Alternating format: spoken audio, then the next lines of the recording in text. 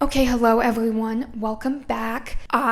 Before we get started with this video, I want to specify that I am a stay. I am a fan of Stray Kids. They are the group that got me into K-pop. I think their music is so good, very different from other groups. I love the members, but I also think that every group, no matter how much you stan them, cannot escape criticism. I am going to critique them a little bit in this video. I am also going to defend them because I do think that the hate train has gotten out of control. Now, if you cannot handle your faves getting critiqued or not being talked about in a perfect light 24/7, click off this video. I am just giving my opinion on a situation. I don't intend to spread hate, so leave now if it's gonna bother you. The other groups that I mentioned in this video, I also stan. I do want to specify, but I am not intending to be biased in this video. I am trying to assess this from a completely unbiased point of view. In modern music, many artists' careers are defined by eras, which are distinct phases in their careers. And this has always been something that's very popular, but ever since Taylor Swift's Eras tour, it's become even more common, but particularly within K-pop. And in K-pop in particular, eras tend to act as narrative checkpoints, musical, aesthetic, and emotional stages that let fans attach memories and identity to each phase. And in K-pop, visually, these eras are easy to differentiate from each other. BTS in particular, it's hard to compare their Too Cool for School era to their later Permission to Dance era, which visually are both very different. Because of these differences, people tend to stan one over the other. I bring up eras and phases because I noticed that Stray Kids have never established clear lines between their phases. From District 9 to 5 Star, their releases tend to share the same sound and visuals, aggressive production, self-made beats, and motivational themes. Their songs always tend to sound like anthems, and they do occasionally release sad, slow songs, but they're very few and far between. Because of this, they've created continuity, which can be admired for consistency. A lot of people complain about K-pop groups not having consistent concepts, but it also erases their contrast, and it makes it hard for casual listeners to pinpoint where the group's sound evolved or their lyricism matured. And to outsiders, Stray Kids can sound like one long album that has just never ended because their music has never really transitioned into anything more. Now let's compare Stray Kids to BTS and Enhypen, who have very distinct eras, which has allowed them to have emotional attachment with stans or people being introduced to their music. BTS built an emotional timeline that fans could grow up with. They started with teenage angst with songs and albums like School Love Affair, then existential fame with Wings and Love Yourself, and then reflection on those previous eras and their current fame with BE or B. Fans didn't just love their songs and their lyricism and their upbeat choreography, they loved the chapters of their lives that they were able to witness.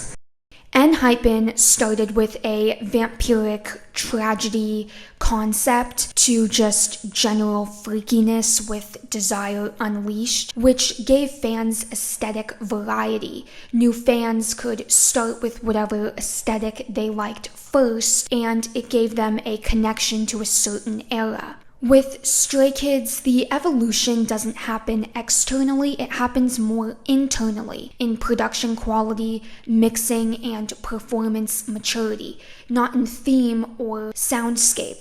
And only super stays, very devoted stans, can catch these nuances. To the broader public or general fans, that subtlety reads as stagnation, it doesn't read as general growth. And this leads to fan fatigue. Fans don't feel like there's a sense of renewal with each comeback. They feel like it's just gonna be the same thing, just maybe a different look, like with Karma. Before we continue, I just want to apologize about the echo in the first half of this video. I had my mic on the wrong setting and I noticed a little too late, but I didn't want to re-record everything. Stray Kids has unfortunately suffered from overexposure. They appear a lot in Western media, which is unusual for K-pop artists. They get brand deals, awards, and constant comeback cycles. And this can create jealousy when stans of other groups constantly see stays getting more music. It can create a sense of jealousy. And this level of presence keeps Stray Kids unavoidable. When a group becomes constantly in the public eye or omnipresent, people can project frustration, jealousy, and fatigue onto the group itself or the members.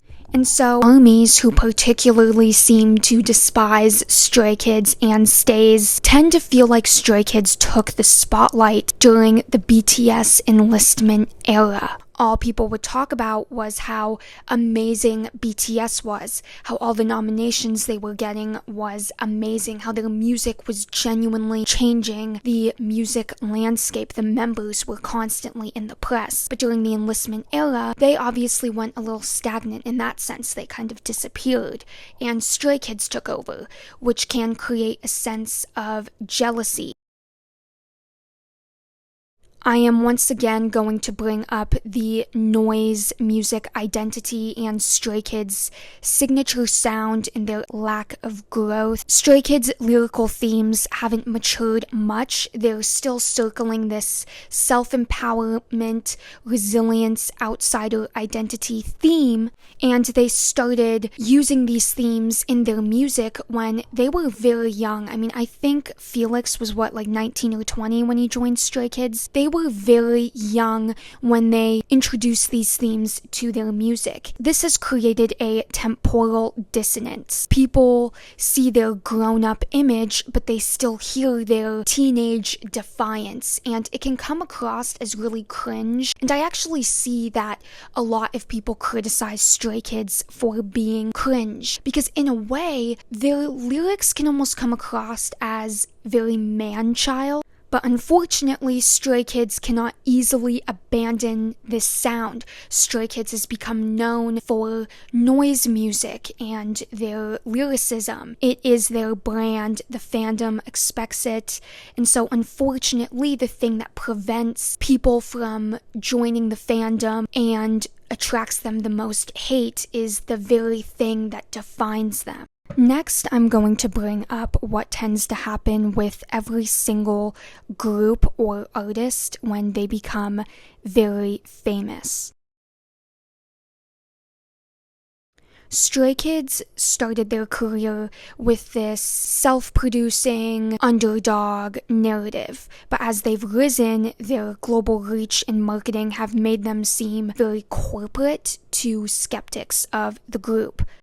It's really hard for groups to let go of a narrative, so you can't entirely blame this on Stray Kids themselves or JYP as a company.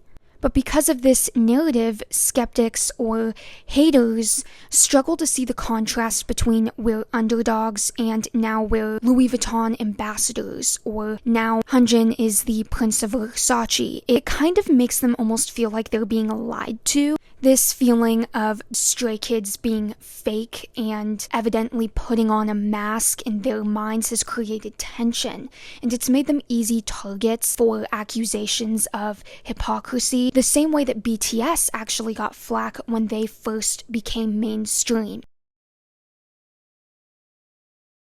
K-pop is an international genre of music, and that automatically is going to lead to cultural divide between Western fans and Korean fans.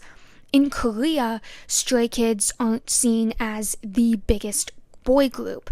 Groups like 17 or NCT are more present within their media, but internationally, particularly in the United States, Stray Kids are marketed as the face of 4th gen K-pop, which is why you usually see stays, especially US-based stays, say that they are the face of 4th gen K-pop.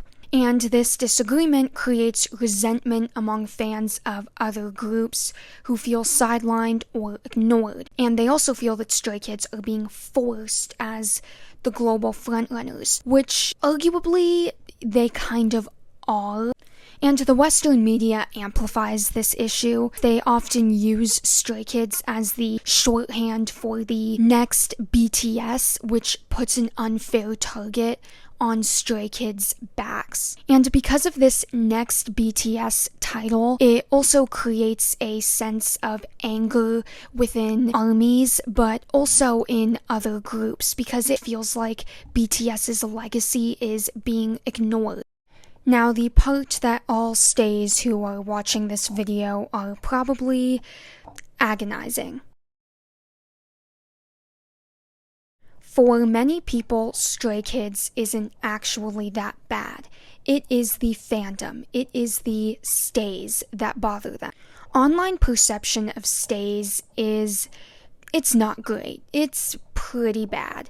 And the fandom has developed a very recognizable tone that is very hard to separate from the artists. Stays have kind of gotten this very edgy image, but this very cringy edgy image. Stray Kids style and Stays style in particular consists of industrial streetwear chains, dark makeup, and it connects back to a very cringy mid-2010s teen rebellion aesthetic. I'm editing this right now, and I want to specify that there's nothing wrong with being cringe. Lord knows I'm cringe, but I'm just saying that for most people, being cringe is seen as a bad thing, which is why it is seen as a bad thing when stays are cringe. And when I say stays, I'm not talking about all stays.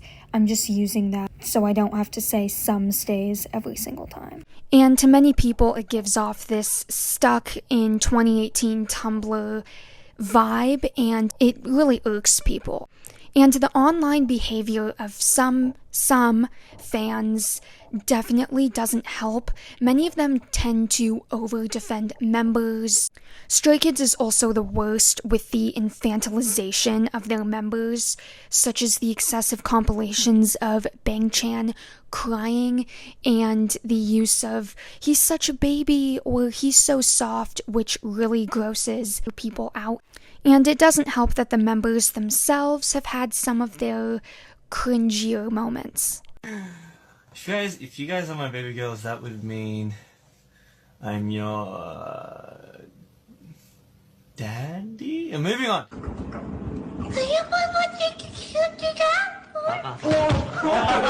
So the fandom tends to become very overprotective because the group and their bias in particular is mocked. And this defensiveness comes across as cringy or over-emotional, which in itself, being over-emotional is considered cringy, and it makes the fandom seem even more intense, and the outsiders just end up mocking them more, and like a snake eating itself, the cycle repeats over and over again, and it creates a feedback loop where potential fans stay away. Maybe not necessarily because of Stray Kids' music, but because the fandom has freaked them out. They don't want to be associated with what is seen by most as an exhausting or overly emotional or cringe community. And I've seen a lot of people say that they don't even like to vocalize the fact that they are a stay or a casual fan because of the public's perception. Now, this video went a lot longer than I thought it would, but I got really interested in looking into this topic. I had a lot of fun with it. And once again, this video was not meant to spread hate. I don't want to fuel what is already an insane hate train. I don't want to judge stays. I myself am a stay. I was also not intending to hate on Stray Kids themselves. And please, no hate in the comments. This was not intended to spread hate. If you are being hateful, then you are part of the problem. If you were offended by this video, you are part of the problem. But I am open to discussion always, and criticism in a nice way. It's called constructive criticism. I really hope that you enjoyed this video. If you want to see more like this, then please consider liking and subscribing. And that's it for now. Thank you for listening.